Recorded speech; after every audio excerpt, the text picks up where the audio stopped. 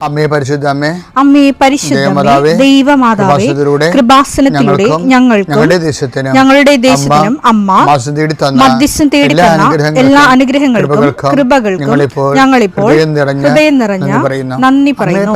അമ്മേ പരിശുദ്ധമേ, ദൈവമാതാവേ, 2004 ഡിസംബർ 7 ഉച്ചകഴിഞ്ഞ് 2:30 കൃപാസനത്തിൽ സംഭവിച്ച അമ്മയുടെ പ്രത്യക്ഷപ്പെടലിനെ കുറിച്ച് തിരുസഭയ്ക്ക് സമർപ്പിച്ചിരിക്കുന്ന പഠനരേഖകളുടെ സഭാത്മകമായ പഠനം ആരംഭിക്കുവാൻ ഞങ്ങൾ പ്രാർത്ഥിക്കുന്നു. അമ്മേ പരിശുദ്ധമേ, ഭൂസ്വർലോകങ്ങളുടെ രാജ്ഞിയായ അങ്ങേയ്ക്ക് ഭൗമസംരക്ഷണത്തിനായി പ്രപഞ്ചപ്രകൃതിയെ തന്നെ തിരുസഭ പ്രതിഷ്ഠിക്കുവാൻ ഈ പ്രത്യക്ഷീകരണം വഴി ഇടയാക്കണമേ. പരിശുദ്ധമേ, ജപമാല മാതാവേ, സകല കൃപാസനം പ്രാർത്ഥനയോടും ചേർത്ത് ഞങ്ങളിപ്പോൾ പ്രാർത്ഥിക്കുന്ന ഈ കുടുംബത്തിന്റെ പ്രത്യേക നിയോഗം മക്കളെ, അമ്മയുടെ പ്രത്യക്ഷീകരണത്തിന്റെ ഈ അനുഗ്രഹവേളയിൽ ഞങ്ങൾക്ക് സാധിച്ചു തരുവാൻ കനിയണമേ. ആമേൻ. വിശ്വാസ പ്രമാണം. സർവശക്തനായ പിതാവും ആകാശത്തിന്റെയും ഭൂമിയുടെയും സൃഷ്ടാവുമായ ദൈവത്തിൽ ഞാൻ വിശ്വസിക്കുന്നു. അവിടുത്തെ ഏകപുത്രനും ഞങ്ങളുടെ കർത്താവുമായ ഈശോമിശിഹായിലും ഞാൻ വിശ്വസിക്കുന്നു. ഈ പുത്രൻ പരിശുദ്ധാത്മാവിനാൽ ഗർഭസ്ഥനായി കന്യകാമറിയത്തിൽ നിന്ന് പിറന്ന് പൊന്തിയോസ് പീലാത്തോസിന്റെ കാലത്ത് പീഡകൾ സഹിച്ച് കുരിശിൽ തറയ്ക്കപ്പെട്ട് മരിച്ച് അടക്കപ്പെട്ട് പാതാളങ്ങളിൽ ഇറങ്ങി മരിച്ചവരുടെ ഇടയിൽ നിന്ന് 3-ാം നാൾ ഉയർത്ത് സ്വർഗത്തിലേക്ക് എഴുന്നള്ളി സർവശക്തിയുള്ള പിതാവായ ദൈവത്തിന്റെ വലതുഭാഗത്തിരിക്കുന്നു. അവിടെ നിന്ന് ജീവിക്കുന്നവരെയും മരിച്ചവരെയും വിധിക്കുവാൻ വരുമെന്നും ഞാൻ വിശ്വസിക്കുന്നു. പരിശുദ്ധാത്മാവിലും ഞാൻ വിശ്വസിക്കുന്നു. വിശുദ്ധ കത്തോലിക്കാ സഭയിലും പുണ്യവാന്മാരുടെ ഐക്യത്തിലും പാപങ്ങളുടെ മോചനത്തിലും ശരീരത്തിന്റെ ഉയർപ്പിലും നിത്യമായ ജീവിതത്തിലും ഞാൻ വിശ്വസിക്കുന്നു. ആമേൻ. സ്വർഗ്ഗസ്ഥനായ ഞങ്ങളുടെ പിതാവേ, അങ്ങയുടെ നാമം പൂജിതമാകണമേ. അങ്ങയുടെ രാജ്യം വരണമേ. അങ്ങയുടെ തിരുമനസ് സ്വർഗത്തിലെ പോലെ ഭൂമിയിലും ആകണമേ. അന്നു വേണ്ടുന്ന ആഹാരം ഇന്ന് ഞങ്ങൾക്ക് തരണമേ. ഞങ്ങളോട് തെറ്റ് ചെയ്യുന്നവരോട് ഞങ്ങൾ ക്ഷമിക്കുന്നത് പോലെ ഞങ്ങളുടെ തെറ്റുകൾ ഞങ്ങളോടും ക്ഷമിക്കണമേ. ഞങ്ങളെ പ്രലോഭനത്തിൽ ഉൾപ്പെടുത്തരുതേ, തിന്മയിൽ ഞങ്ങൾ രക്ഷിക്കണമേ. ആമേൻ. നന്മ നിറഞ്ഞ മറിയമേ, സ്വസ്തി. കർത്താവ് അങ്ങയുടെ കൂടെ സ്ത്രീകളിൽ അങ്ങ് അനുഗ്രഹിക്കപ്പെട്ടവളാകുന്നു. അങ്ങയുടെ ഉദരത്തിൻ ഫലമായി ഈശോ അനുഗ്രഹിക്കപ്പെട്ടവനാകുന്നു. പരിശുദ്ധ മറിയമേ, തമ്പുരാന്റെ അമ്മേ, പാപികളായ ഞങ്ങൾക്ക് വേണ്ടി ഇപ്പോഴും ഞങ്ങളുടെ മരണസമയത്തും തമ്പുരാനോട് അപേക്ഷിക്കണമേ. ആമേൻ. കർത്താവെ, നിന്റെ ഉന്നതമായ നാമത്തിന് സ്വസ്ഥം ചെയ്യുന്നു. കർത്താവെ, നിന്റെ വിശുദ്ധ പൗരോഹിത്യത്തെ നീ മഹത്വപ്പെടുത്തണം. കർത്താവെ, സഭയിലുള്ള സാന്നിധ്യം നീ പ്രകടമാക്കണം.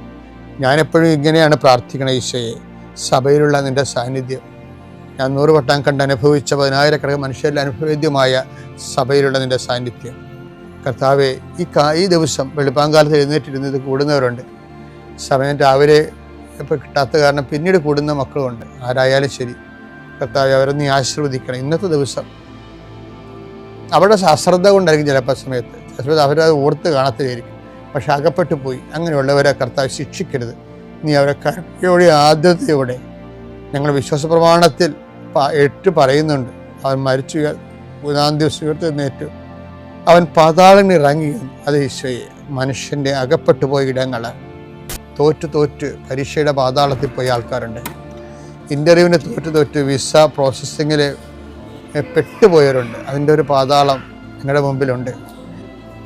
ഓരോ ബിസിനസ്സുകൾ, ഓരോ കച്ചവടങ്ങൾ നഷ്ടം വന്ന് നഷ്ടത്തിൻ്റെ പാതാളത്തിൽ പോയ ആൾക്കാരുണ്ട്. ഈശോയെ, രോഗങ്ങൾക്ക് മരുന്ന് കഴിച്ച് ഓപ്പറേഷൻ ഡോക്ടർ തന്നെ പറയുന്നു ഓപ്പറേഷൻ ചെയ്താലും ശരിയാകുമെന്ന് അറിയത്തില്ലെന്ന് പറയുമ്പോൾ രോഗത്തിൻ്റെ പാതാളത്തിൽ അകപ്പെട്ടവരുണ്ട്. ഈശോ, ഓരോ രാജ്യങ്ങളിൽ മെഡിസിനൊക്കെ എടുത്തിട്ട് തിരിച്ചു വന്നിട്ട് ഇന്ത്യൻ പരീക്ഷ എഴുതിയിട്ട് തോറ്റുപോയവരുണ്ട്.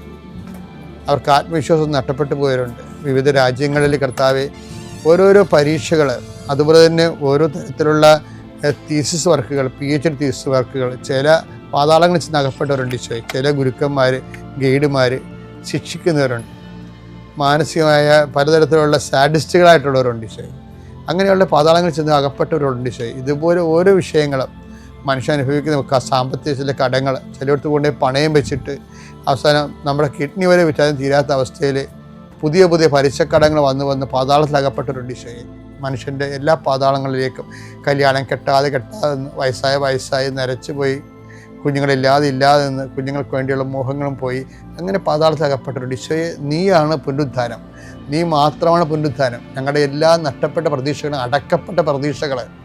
അടക്കപ്പെട്ട പ്രതീക്ഷകളെ കർത്താവേ നിൻ്റെ പ്രകാശത്താൽ, തിരുവുത്ഥാന പ്രകാശത്താൽ പുതിയ പ്രത്യാശ നൽകിക്കൊണ്ട് യേശു ക്രിസ്തുവിൻ്റെ നാമത്തിൽ എന്തെല്ലാം വിഷയത്തിൽ ദൈവവേദന നീ ഇന്ന് വേദനിക്കുന്നുണ്ടോ അതെല്ലാം കർത്താവിൻ്റെ നാമത്തിൽ നീങ്ങിപ്പോകട്ടെ എന്ന് ഈശോനാമത്തിൽ കൽപ്പിക്കുന്നു. പിതാമ്പുത്രനും പരിശുദ്ധാത്മാവുമായ സർവ്വേശ്വരൻ നീക്കുവാമേ.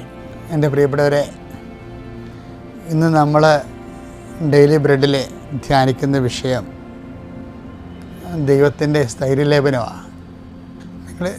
നിങ്ങളിത് അച്ഛനിങ്ങനെ കവളാസ് പൊട്ടിക്കണ പോലെ കാണരുത്. മറിച്ച് നമുക്ക് സ്ഥൈര്യലേപനം ഉണ്ടല്ലേ ക്രിസ്ത്യൻസിനെ. വിശ്വാസത്തിൽ സ്ഥിരപ്പെടുക, ക്രിസ്തുവിനെ സാക്ഷ്യം വഹിക്കുന്നതിൽ സ്ഥിരപ്പെടുക, അതിന് പരിശുദ്ധാത്മാവിൻ്റെ നിറവ് വാങ്ങിക്കുക. നമ്മൾ പെന്തക്കോസ്ത ദിവസത്തിലേക്ക് ധ്യാനപൂർവ്വം സഞ്ചരിക്കുകയാണ് സഭ. ഞാനിന്ന് തിരിച്ചു പറയണത് ദൈവത്തിൻ്റെ സ്ഥൈര്യലേപനത്തെക്കുറിച്ചാണ്. അപ്പോൾ നിങ്ങളൊക്കെ നമുക്കല്ലേ സ്ഥൈര്യലേപനം, ദൈവത്തിന് എങ്ങനെ സ്ഥൈര്യലേപനം ചെയ്യണം എന്ന് വെച്ചാൽ ദൈവം നമ്മളെക്കുറിച്ചുള്ള വിശ്വാസത്തിൽ സ്ഥിരപ്പെട്ടവനായിരിക്കണം. അത് നമ്മൾ സ്ഥിരപ്പെടുന്നതിനേക്കാളും 1000 മടങ്ങ് പ്രയാസമുള്ള കാര്യമാണ്. അങ്ങനെ ഇപ്പം നമ്മളെക്കുറിച്ച് ദൈവം നമ്മളോടുള്ള വിശ്വാസത്തിൽ, അല്ലെങ്കിൽ നമ്മൾ വിശ്വസിക്കാൻ കൊള്ളാവുന്ന ആളാണെന്നുള്ള കാര്യത്തിൽ ദൈവം സ്ഥിരപ്പെട്ടവനായിരിക്കണം.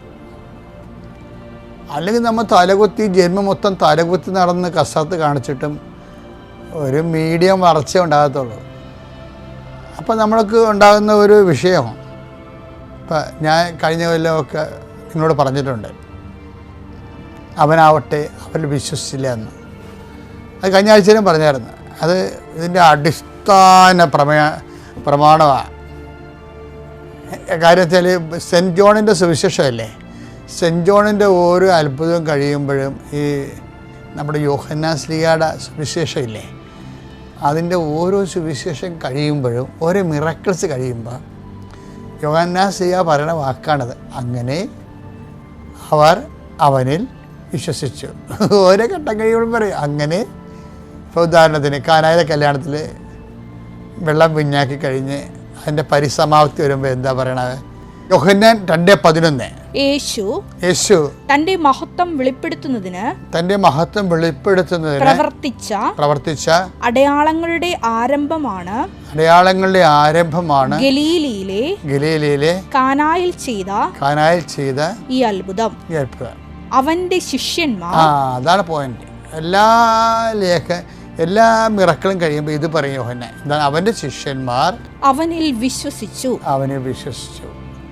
ഇത് തന്നെയാണ് നമ്മുടെ 4-ാം അധ്യായത്തിലേക്ക് വരുമ്പോഴില്ലേ, നിക്കോദേമോസോട് സംസാരിച്ചതിന് ശേഷം യോഹന്നാൻ അതിൻ്റെ കൺക്ലൂഷൻ എഴുതി ചേർക്കുന്നുണ്ട്. അത് മനോഹരമാണ്.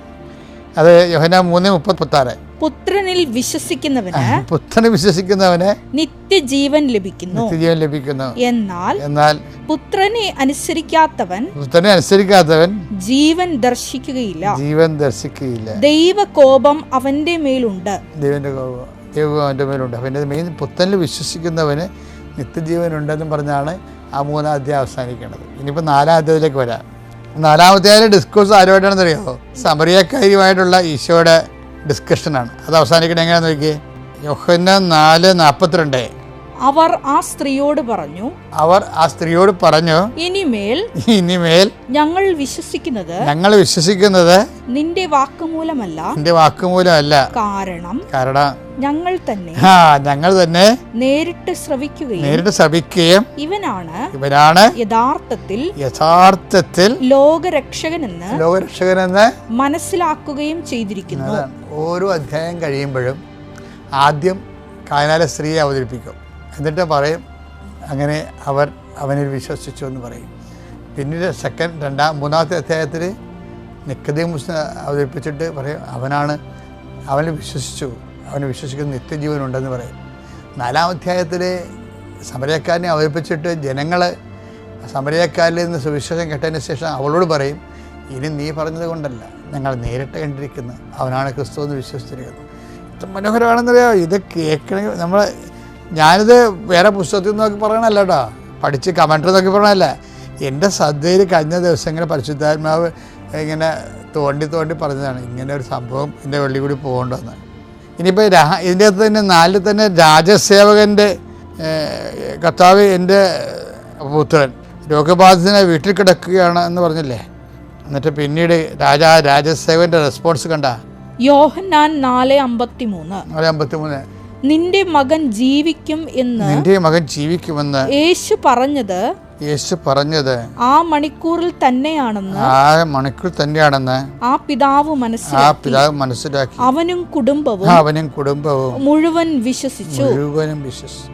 ഇതിൻ്റെ ഇടയ്ക്ക് ഈ 4 അധ്യായങ്ങളിൽ ഇങ്ങനെ പറയുന്നു. ഇനി അങ്ങനെ തുടർച്ചയായിട്ട് പറയേണ്ടത് അങ്ങനെ അവനെ വിശ്വസിച്ചു എന്ന്. ഓരോ അധ്യായം എഴുതണം എന്തിനാണെന്ന് ചോദിച്ചു കഴിഞ്ഞാൽ, ജനങ്ങൾ ഈശോയിൽ വിശ്വസിച്ചു എന്ന്, ഈശോ മനുഷ്യരാശിക്ക് വിശ്വസിച്ച് രക്ഷപ്പെടാനുള്ള ദൈവത്തിൻ്റെ ഏക പദ്ധതിയാണെന്നുള്ളതാണ് യോഹന്നാൻ പറയുന്നത്.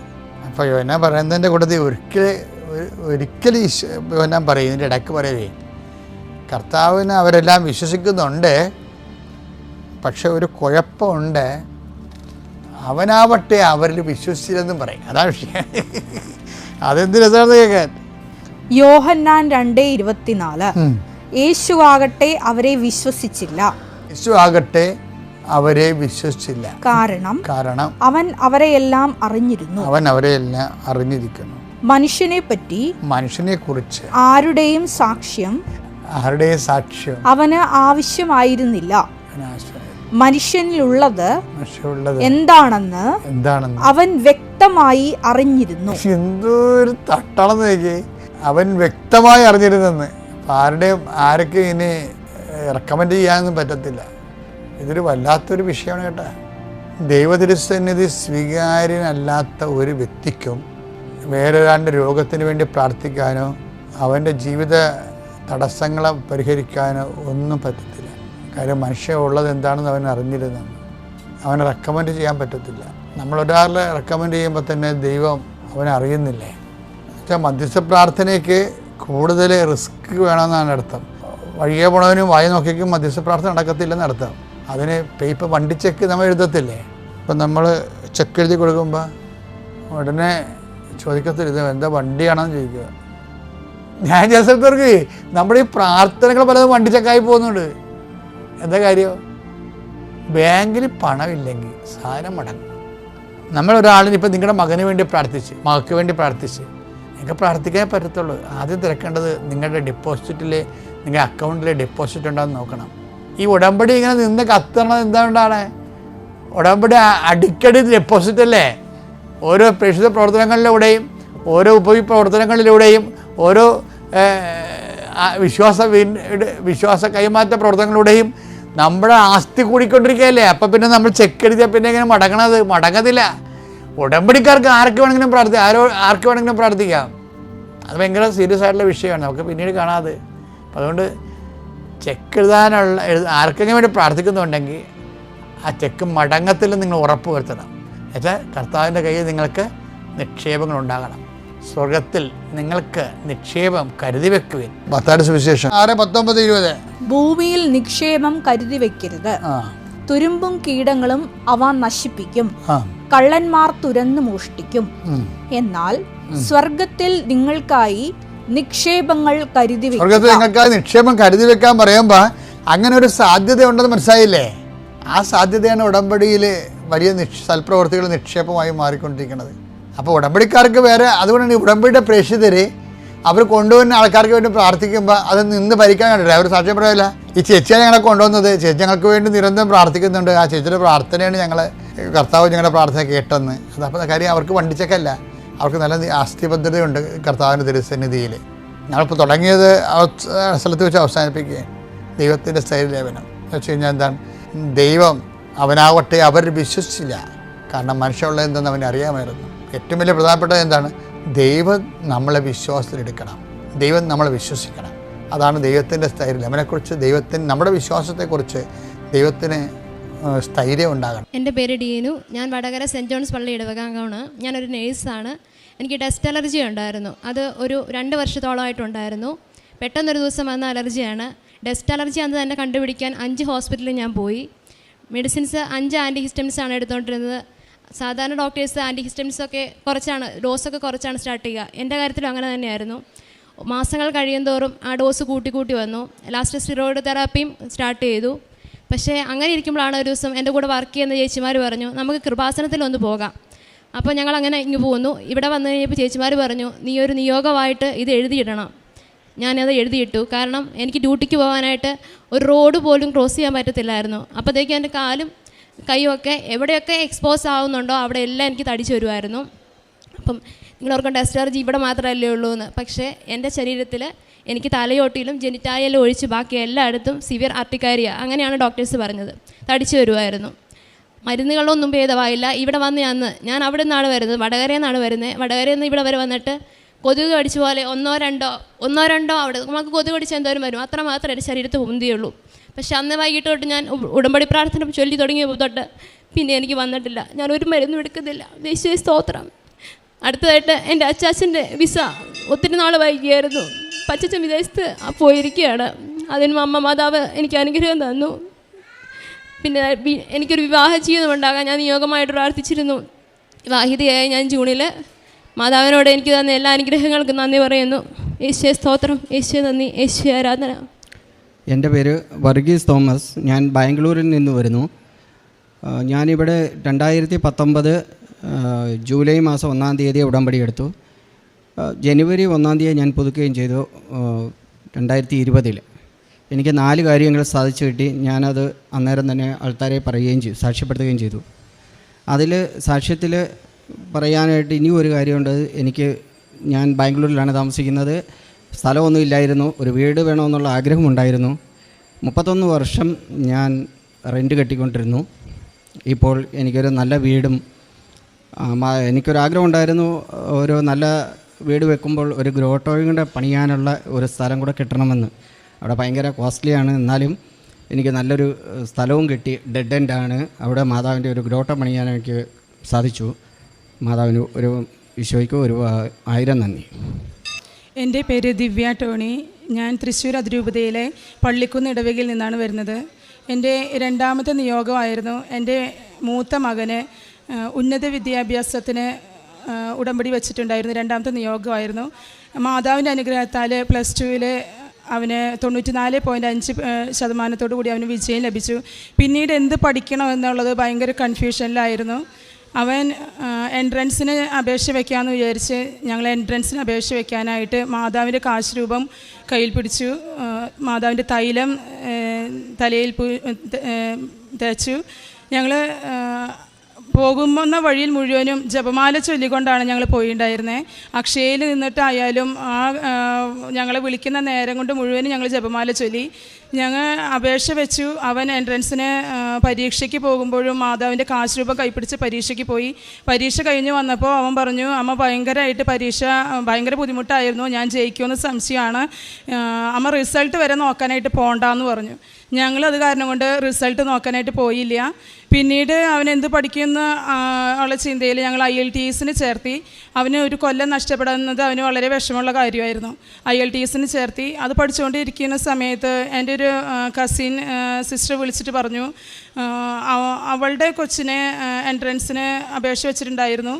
അവൾ കൊച്ചിന് ഓപ്ഷൻസ് വെച്ചു, ആഡ് ചെയ്ത് ചേർത്തു, മാർക്കുകൾ ആഡ് ചെയ്ത് ചേർത്തു, സർട്ടിഫിക്കറ്റുകൾ ഓൺലൈനിൽ ചേർത്തു എന്നൊക്കെ പറഞ്ഞിട്ട് എന്നെ വിളിച്ച് പറഞ്ഞു. അപ്പോൾ എനിക്ക് വളരെ വിഷമമായി. പക്ഷേ അതിൻ്റെ ഡേറ്റൊക്കെ കഴിഞ്ഞ് പോയിട്ടുണ്ടായിരുന്നു. ഞങ്ങൾക്ക് ചേർത്താനായിട്ടോ ഞങ്ങൾക്ക് കയറ്റാനായിട്ടോ ഞങ്ങൾക്ക് സാധിച്ചിട്ടുണ്ടായിരുന്നില്ല.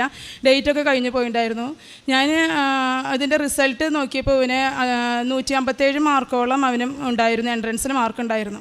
അപ്പോൾ അത്യാവശ്യം അവന് ഇത് കയറാനുള്ള മാർക്ക് ഉണ്ടായിരുന്നു. എൻട്രൻസിന് സീറ്റ് കിട്ടുമായിരുന്നു. പക്ഷേ അത് അപേക്ഷ വയ്ക്കാത്തത് കൊണ്ട് വളരെ വിഷമമായി. പിറ്റേ ദിവസം തന്നെ ഞാനൊരു സ്വപ്നം കണ്ടിരുന്നു. ഞാൻ ദിവസം വിശുദ്ധ കുർബാനയ്ക്ക് പങ്കെടുക്കും, വിശുദ്ധ കുർബാന സ്വീകരിക്കും.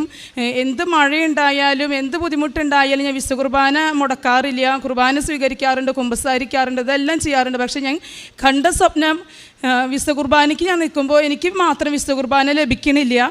ബാക്കി എല്ലാവർക്കും വിശുദ്ധ കുർബാന ലഭിക്കുന്നുണ്ട്, എനിക്ക് മാത്രം ലഭിക്കുന്നില്ല. അത് കണ്ടിട്ടാണ് ഞാൻ എണീക്കുന്നത്. അപ്പോൾ എനിക്ക് അതെന്താണ് എനിക്കൊന്നും മനസ്സിലായിണ്ടായിരുന്നില്ല. എന്താണ് അതിൻ്റെ അർത്ഥമൊന്നും എനിക്ക് മനസ്സിലായിണ്ടായില്ല. പിന്നീട് ഞാൻ പ്രത്യക്ഷീകരണ പ്രാർത്ഥന ചൊല്ലി. പ്രത്യക്ഷീകരണ പ്രാർത്ഥനയിൽ എനിക്ക് തോന്നി എനിക്ക് ലഭിക്കാത്ത അപ്പം അവൻ്റെ സീറ്റായിരുന്നു എന്നുള്ളത് എനിക്ക് തോന്നി. അന്ന് രാവിലെ ന്യൂസ് പേപ്പർ നോക്കിയപ്പോൾ 3 ദിവസം കൂടിയും അവന് മാർക്ക് ലിസ്റ്റ് കയറ്റാനായിട്ട്, എൻട്രൻസിന് മാർക്ക് ലിസ്റ്റ് കയറ്റാനായിട്ടുള്ള 3 ദിവസം കൂടിയും കൂട്ടി തന്നിട്ടുണ്ടായിരുന്നു. അപ്പോൾ തന്നെ ഞാൻ അക്ഷയയിൽ പോയിട്ട് മാർക്ക് ലിസ്റ്റ് കയറ്റാനായിട്ട് സാധിച്ചു. പക്ഷേ അവന് മാർക്ക് ലിസ്റ്റ് ഫിസിക്സിൻ്റെയും കെമിസ്ട്രിയുടെയും മാത്സിൻ്റെയും മാർക്ക് ആഡ് ചെയ്ത് കയറ്റാനായിട്ട് സാധിച്ചില്ല. എൻ്റെ ഓപ്ഷനുകളൊക്കെ ഡേറ്റ് കഴിഞ്ഞ് പോയിട്ടുണ്ടായിരുന്നു. ഞങ്ങൾക്ക് ഈ ആഡ് ചെയ്ത് കയറ്റതുകൊണ്ട് തന്നെ റാങ്ക് ലിസ്റ്റിൽ നിന്ന് ഞങ്ങൾ ഔട്ടാവുമെന്ന് ഞങ്ങൾക്ക് അറിയാവുന്നതുകൊണ്ട് ഞങ്ങൾ റാങ്ക് ലിസ്റ്റ് ഞങ്ങൾ വന്നപ്പോഴും ഞങ്ങൾ നോക്കിയിട്ടുണ്ടായില്ല. 3 ദിവസം കഴിഞ്ഞ് റാങ്ക് ലിസ്റ്റ് പ്രസിദ്ധീകരിച്ച് 3 ദിവസം കഴിഞ്ഞതിന് ശേഷം മകനൊരു ഉൾവിളി ഉണ്ടായി. അവൻ മാർക്ക് ലിസ്റ്റ് ഒന്ന് നോക്കാം അമ്മയെന്ന് പറഞ്ഞ് അവൻ്റെ ഹോൾ ടിക്കറ്റിൻ്റെ പേപ്പർ എടുത്ത് അവൻ നോക്കിയപ്പോൾ അവൻ റാങ്ക് ലിസ്റ്റിലുണ്ടായിരുന്നു. അവൻ്റെ മാർക്ക് ആഡ് ചെയ്ത് ആരെ ആഡ് ചെയ്തെന്ന് അറിഞ്ഞൂടാ, ഞങ്ങൾ ആഡ് ചെയ്ത് കയറ്റിയിട്ടില്ല. പക്ഷേ അവൻ്റെ മാർക്ക് ആഡ് ചെയ്ത് കയറിയിട്ടുണ്ടായിരുന്നു. അവൻ ആഗ്രഹിക്കുന്ന പോലെ തന്നെ ഒരു ഗവൺമെൻറ് എഞ്ചിനീയറിംഗ് കോളേജിൽ അവൻ ആഗ്രഹിക്കുന്ന കോഴ്സിന് അവന് അഡ്മിഷൻ ലഭിക്കുകയും ചെയ്തു. അതാണ് എൻ്റെ ആദ്യത്തെ നിയോഗം. അതാണ്. രണ്ടാമത്തെ എൻ്റെ സാക്ഷ്യം, എൻ്റെ രണ്ടാമത്തെ മകൾക്ക് കുഞ്ഞുകാലം മുതലേ അവൾക്ക് തലയിൽ ഭയങ്കര പേൻശല്യമാണ്. അതിന് കുഞ്ഞുകാലം മുതൽക്ക് അവൾക്ക് മരുന്നൊക്കെ ചെയ്തിരുന്നു. പക്ഷേ തലവേദന കാരണം കൊണ്ട് പിന്നീട് അതൊന്നും ചെയ്യാനായിട്ട് സാധിച്ചില്ല.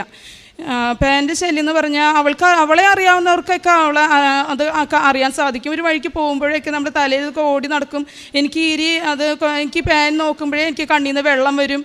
അവൾക്കന്നുണ്ടെങ്കിൽ 2 കൊല്ലമായിട്ട് ഭയങ്കര തുമ്മലാണ്. ഒരു തുമ്മൽ തുടങ്ങി കഴിഞ്ഞാൽ അവസാനം ഒരു കാലത്ത് തുടങ്ങിയ വൈകുന്നേരം കിടക്കണ വരും ഭയങ്കര തുമ്മലാണ്. അതിൻ്റെ അലർജി ഉണ്ടായിരുന്നു. ഞങ്ങൾ തലയിൽ തിക്കായിട്ടുള്ള മുടിയായതുകൊണ്ട് എന്തോരം ഏരിയാലും അത് പോവാറുണ്ടായിരുന്നില്ല. ഒരു ദിവസം പ്രത്യക്ഷീകരണ പ്രാർത്ഥന ചൊല്ലി ഞാൻ കുഞ്ഞുങ്ങളുടെ തലയിൽ വെഞ്ചരിച്ച തൈലം ഞാൻ തേക്കാറുണ്ട്. അങ്ങനെ വെഞ്ചരിച്ച തൈലം തേക്കുന്ന സമയത്ത് അവളുടെ അടുത്തേക്ക് വന്നപ്പോൾ അവൾ ഭയങ്കരമായിട്ട് തല ഇങ്ങനെ ചൊറിഞ്ഞുകൊണ്ട് കിടക്കുമായിരുന്നു. അപ്പോൾ എനിക്ക് തോന്നി മാതാവ് ഇവളുടെ തലയിലെ പേൻ പൂർണ്ണമായിട്ട് മാറ്റണമെന്ന് പറഞ്ഞ് പ്രാർത്ഥിച്ച് ഞാൻ തൈലം തേച്ചു. അതിനുശേഷം വൈകുന്നേരം ആയപ്പോൾ അവൾ എന്നോട് വന്നിട്ട് പറഞ്ഞു, നാളെ ക്ലാസ്സിൽ പോകണം അമ്മ, തലയൊന്ന് ഈരാമെന്ന് പറഞ്ഞു. ഞാൻ തല ഈരിയപ്പോൾ ഒരു പേൻ പോലും എനിക്ക് കിട്ടിയില്ല. അപ്പം ഞാൻ പറഞ്ഞു അത് ചീർപ്പ് കേടായതുകൊണ്ടായിരിക്കും വിചാരിച്ച് പുതിയ ചീർപ്പ് കൊണ്ട് അവളെ തലയേരി. എന്നിട്ടും തലയിൽ നിന്ന് പേൻ ഒരെണ്ണം പോലും ലഭിച്ചില്ല. തലയിൽ നോക്കുമ്പോൾ പേനിൻ്റെ കുഞ്ഞുങ്ങൾ മുഴുക്കനും ചത്തുകൂത്തിരിക്കുകയായിരുന്നു. അതാണ് എൻ്റെ രണ്ടാമത്തെ അമ്മ മാതാവ് നൽകിയ അനുഗ്രഹമാണ് എനിക്ക്. പിന്നെ മൂന്നാമത്തെ അനുഗ്രഹം, എൻ്റെ ഭർത്താവിൻ്റെ അപ്പൻ എൻ്റെ കല്യാണം കഴിഞ്ഞ് വരുന്നത് 50 കൊല്ലമായിട്ടുണ്ടാവും. ഭയങ്കര പുകവലിയാണ് ആൾ. ഒരു 2-3 കെട്ട് ബീഡിയൊക്കെ ആൾ വലിക്കാറുണ്ട്. ആളുടെ അപ്പൻ്റെ റൂമിലേക്ക് കിടക്കുമ്പോൾ തന്നെ ഭയങ്കര പുകയുടെ മണമായിട്ട് ഭയങ്കര ശ്വാസം മുട്ടലാണ്. ഞാൻ അമ്മ മാതാവ് എൻ്റെ കുടുംബത്തിൽ പ്രവർത്തിക്കണേ എന്ന് പറഞ്ഞ് ഞാൻ ഡൈനിങ് ടേബിളിൽ ഉപ്പ് ഇട്ടിട്ടുണ്ട്. ഉപ്പ് വെച്ചിട്ടുണ്ട്. അതിൻ്റെ ഉപ്പിൻ്റെ ഉള്ളിൽ വെഞ്ചരിച്ച ഉപ്പ് ഞാൻ ചേർത്തിട്ടുണ്ടായിരുന്നു. അത് അപ്പം കഴിച്ചു തുടങ്ങിയതിന് ശേഷം ഇപ്പോൾ ഒരു 3-4 മാസമായി കാണും. അപ്പൻ ഇതുവരെ പുകവലിച്ചിട്ടില്ല. അപ്പനിപ്പോൾ പുകവലിക്കുമ്പോൾ ശ്വാസതടസ്സം പോലെ അനുഭവപ്പെടുന്നു എന്ന് പറഞ്ഞു. അപ്പനിപ്പോൾ 76 വയസ്സുണ്ട്. ഇതാണ് എൻ്റെ മൂന്നാമത്തെ നിയോഗം. പിന്നെ ഞാൻ കുറച്ചൊക്കെ കേക്ക് ഉണ്ടാക്കും. പക്ഷേ എനിക്ക് ഭയങ്കര ആഗ്രഹമാണ് കൃപാസനത്തിലേക്ക് വരുമ്പോൾ എൻ്റെ അധ്വാനം കൊണ്ട് ഉള്ള കാശ് കൊണ്ട് എനിക്ക് കൃപാസനത്തിലേക്ക് വരണമെന്നുള്ളത് എൻ്റെ ഭയങ്കര ആഗ്രഹമാണ്. ഏത് സമയത്ത് എനിക്ക് കേക്കിൻ്റെ ഓർഡറുകൾ ഉണ്ടായില്ലെങ്കിലും കൃപാസനത്തിലേക്ക് വരണ സമയത്ത് ഒരു 2-3 ദിവസം മുമ്പെങ്കിലും എനിക്ക് നല്ല ഓർഡറുകൾ കിട്ടും. ഞാൻ ആ കാശ് കൊണ്ട് തന്നെയാണ് ഇവിടെ വരുന്നത്. മാതാവിൻ്റെ വലത് കരത്താൽ എൻ്റെ കുടുംബത്തിൻ്റെ ഉള്ള ഓരോരുത്തരുടെയും വലതുകാരം ചേർത്ത് പിടിച്ച് മാതാവ് നടത്തുന്ന അനുഭവം ഞങ്ങൾക്ക് അനുഭവിക്കാൻ സാധിച്ചിട്ടുണ്ട്. മാതാവിന് ഒരുപാട് അനുഗ്രഹങ്ങൾ ഞങ്ങൾക്ക് നൽകിയിട്ടുണ്ട്. അമ്മ നൽകിയ എല്ലാ അനുഗ്രഹങ്ങൾക്കും കൃപകൾക്കും കോടാനുകോടി നന്ദി. എൻ്റെ പേര് ശ്രീജ. ഞാൻ വൈക്കത്തുനിന്ന് വരുന്നു. ഞാനൊരു ഹിന്ദുവാണ്. ഞാൻ എൻ്റെ ഒരു ഫ്രണ്ട് വഴിയാണ് ഇവിടെ വരുന്നത്. എനിക്ക് ഇവിടെ വരാൻ വഴി അറിയില്ലായിരുന്നു. അപ്പോൾ ഞാൻ അവളോട് പറഞ്ഞു, ഞാൻ നിൻ്റെ കൂടെ വരാം, നീ പോകുമ്പോൾ എന്നോട് പറയണമെന്ന് പറഞ്ഞു. അങ്ങനെ ഞങ്ങളൊരു ദിവസം ഞാൻ എൻ്റെ വീട്ടിൽ നിന്ന് പോന്നു. എൻ്റെ അച്ഛനും എൻ്റെ കൂടെ പോന്നു. ഞങ്ങൾ വൈക്കത്തെത്തിയപ്പോൾ എൻ്റെ അച്ഛന് ബസ് പെട്ടെന്ന് ബ്രേക്ക് പിടിക്കുകയും അച്ഛൻ ബസ്സിൽ നിന്ന് വീഴുകയും അങ്ങനെ എനിക്ക് അച്ഛനെ ഹോസ്പിറ്റലിൽ കൊണ്ടുപോവുകയും ഇവിടെ വരാനുള്ള ഇടയില്ലാതെ വരികയും ചെയ്തു. എനിക്ക് ഭയങ്കര വിഷമമായിരുന്നു. ഞാൻ അവളോട് വിളിച്ച് കരഞ്ഞു പറഞ്ഞു, എനിക്ക് ഇതിനൊന്നും വിധിച്ചിട്ടില്ല എന്നും പറഞ്ഞ് ഞാൻ കരഞ്ഞു. പക്ഷെ അവൾ എന്നെ സമാധാനിപ്പിച്ചു. സാരില്ല ചേച്ചി, ഇനി ചേച്ചി പ്രാർത്ഥിക്കുക, പിന്നെ പോയാൽ മതി എന്ന് പറഞ്ഞ് അവൾ സമാധാനിപ്പിച്ചു. അവൾ അങ്ങനെ പള്ളിയിലേക്ക് പോന്നു വന്നു. പിന്നെ ഒരു ദിവസം അവൾ തിരിച്ചു വന്നിട്ട് എന്നോട് പറഞ്ഞു, ചേച്ചി ഇന്നതൊക്കെ പ്രാർത്ഥിക്കുമെന്നും പറഞ്ഞ് എനിക്ക് പറഞ്ഞു തന്നു. ഞാൻ അന്ന് മുതൽ പ്രാർത്ഥിക്കാൻ തുടങ്ങി. എനിക്ക് എങ്ങനെയെങ്കിലും അമ്മയുടെ അടുക്കൽ വരണം എന്ന് ഞാൻ പ്രാർത്ഥിച്ചു. അങ്ങനെ ഞാൻ തന്നെ വഴി ചോദിച്ചറിഞ്ഞ് ഞാൻ ഇവിടെ പള്ളിയിൽ വരികയും ഉടമ്പടി എടുക്കുകയും ചെയ്തു. എനിക്ക് പുറത്തേക്ക് പോകാനുള്ള എക്സാം എഴുതാൻ വേണ്ടിയിട്ട് ഞാൻ ഉടമ്പടി എടുത്തു. അങ്ങനെ ഞാൻ പ്രാർത്ഥിച്ചു. എൻ്റെ എക്സാമിൻ്റെ സമയത്ത് ഞാൻ ഹോളിൽ കയറിയപ്പോൾ ഞാൻ ഒരുവിധം എല്ലാം തന്നെ പഠിച്ചിട്ടാണ് പോയത്. പക്ഷേ ഞാൻ ഹോളിൽ കയറിയപ്പോൾ എൻ്റെ ഫസ്റ്റ് പാർട്ട് എനിക്ക് കുഴപ്പമില്ലായിരുന്നു. സെക്കൻഡ് പാർട്ട് എനിക്ക് വളരെ പാടായിരുന്നു. എനിക്ക് എന്താണ് ചോദ്യമെന്ന് പോലും എനിക്കറിയില്ലായിരുന്നു. ഞാൻ അമ്മയുടെ കാശ് രൂപം എൻ്റെ കയ്യിലുണ്ടായിരുന്നു. ഞാൻ കാശ് രൂപത്തിൽ മുറുകെ പിടിച്ചുകൊണ്ട് ഞാൻ പറഞ്ഞു, അമ്മേ എനിക്കിതൊന്നും അറിയില്ല. 105 ക്വസ്റ്റ്യൻസ് ഉണ്ടായിരുന്നു. എനിക്കതിലൊന്നും തന്നെ മനസ്സിലാകുന്നില്ല. ക്വസ്റ്റ്യൻ ആണെങ്കിൽ വളരെ വലുതും, എനിക്കൊന്നും മനസ്സിലാകുന്നില്ല. ഞാൻ അമ്മയോട് പറഞ്ഞു, അമ്മേ ഞാൻ എക്സാമിനാണെങ്കിലും ഫീസ് കടം വാങ്ങിച്ചിട്ടാണ് അടച്ചത്. എനിക്ക് ഈ എക്സാം പാസ്സാകണം, അമ്മ എന്നെ സഹായിക്കണം എന്ന് പറഞ്ഞ് ഞാൻ അമ്മയുടെ കാശ് രൂപം മുറുകെ പിടിച്ചുകൊണ്ട് ഞാൻ എക്സാമിൻ്റെ ക്വസ്റ്റ്യൻസിന് ആൻസറിന് ടിക്കിടുകയും അങ്ങനെ ഞാൻ എക്സാം പാസ്സാകുകയും ചെയ്തു. എൻ്റെ എക്സാമിൻ്റെ റിസൾട്ട് വരുന്ന സമയത്ത് എക്സാം റിസൾട്ട് വരുന്നു എന്നിങ്ങനെ ഏജൻസിയിൽ നിന്ന് വിളിച്ച് പറഞ്ഞപ്പോൾ എനിക്ക് ഭയങ്കര ടെൻഷനായിരുന്നു. ഞാൻ മാതാവിൻ്റെ മുന്നിൽ നിന്ന് വിശ്വാസ പ്രമാണം ചൊല്ലി ഞാൻ കരഞ്ഞ് പ്രാർത്ഥിച്ചു. പക്ഷേ എൻ്റെ എക്സാം വന്നപ്പോൾ ഞാൻ പാസ്സായി. എനിക്കിപ്പോൾ സൗദിയിലൊരു ജോലി റെഡിയായി. ഞാൻ ബുധനാഴ്ച സൗദിയിലേക്ക് പോവുകയാണ്. അതാണ് എൻ്റെ ഒന്നാമത്തെ സാക്ഷ്യം.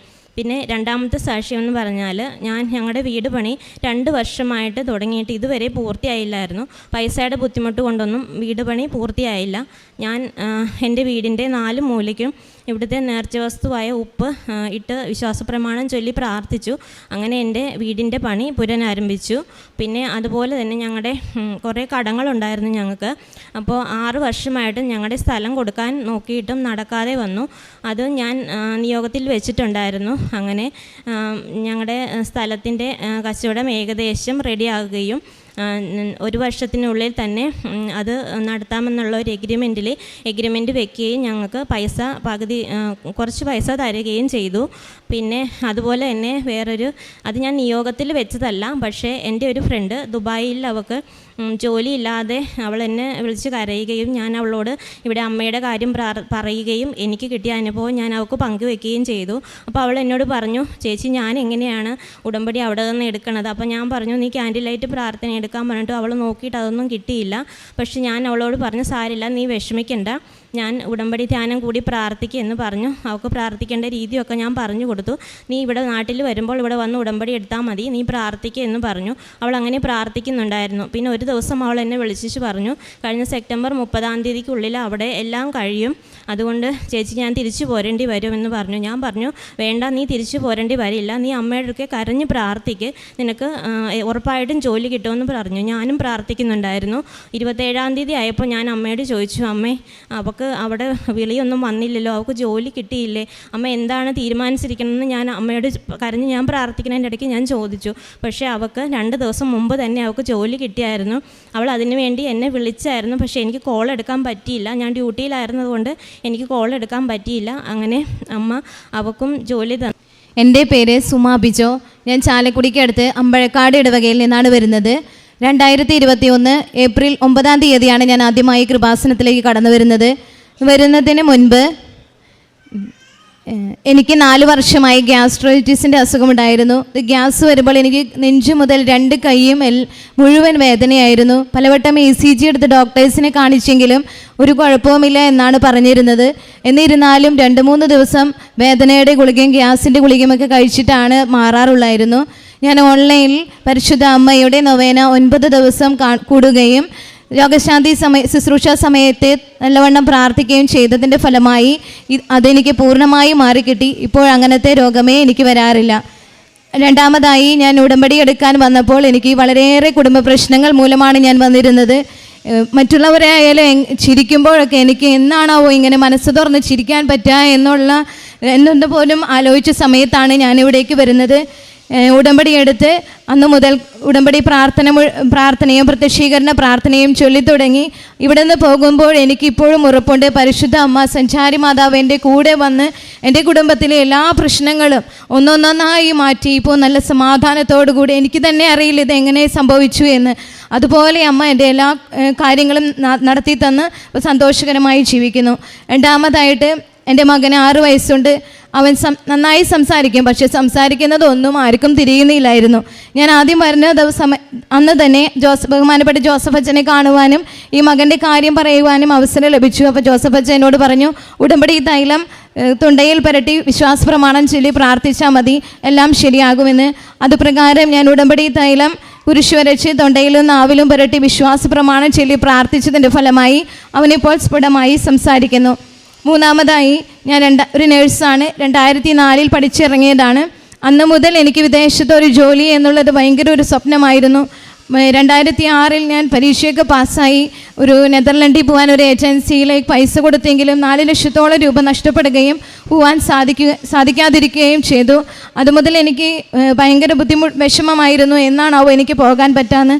പിന്നെ ഞാൻ എൻ്റെ കഴിവിൽ ഉറച്ചു വിശ്വസിച്ചു, എനിക്കെല്ലാം അറിയാം, നഴ്സിങ്ങിൻ്റെ പ്രാക്ടിക്കൽ ഫീൽഡായാലും തിയറി ആയാലും എനിക്കെല്ലാം അറിയാം, അപ്പോൾ ഞാൻ എവിടെ പോയാലും രക്ഷപ്പെടും എന്നുള്ളൊരു അഹങ്കാരം എനിക്കുണ്ടായിരുന്നു.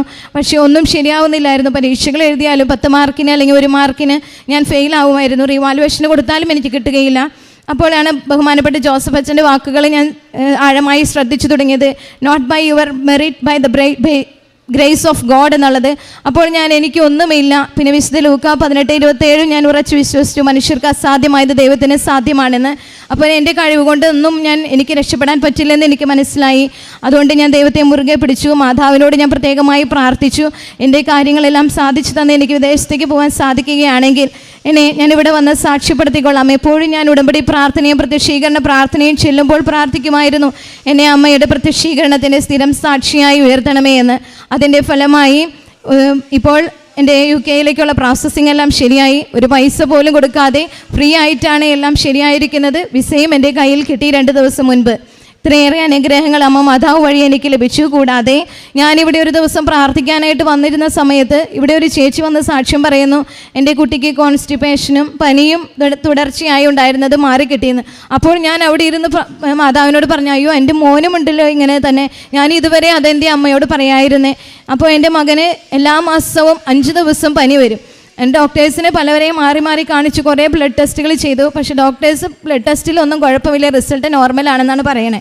പക്ഷേ അവന് കണ്ടിന്യൂസ് ആയിട്ട് എല്ലാ ദിവസവും 5 മാസം ശക്തമായ പനിയായിരുന്നു. അപ്പോൾ ഞാൻ അമ്മ മാതാവിൻ്റെ അടുത്ത് പ്രാർത്ഥിച്ചു, ഇത് മാറ്റി തരാണെങ്കിൽ ഞാൻ അമ്മയുടെ അടുത്ത് വന്ന് സാക്ഷ്യം പറഞ്ഞുകൊള്ളാമെന്ന്. അതിൻ്റെ ഫലമായി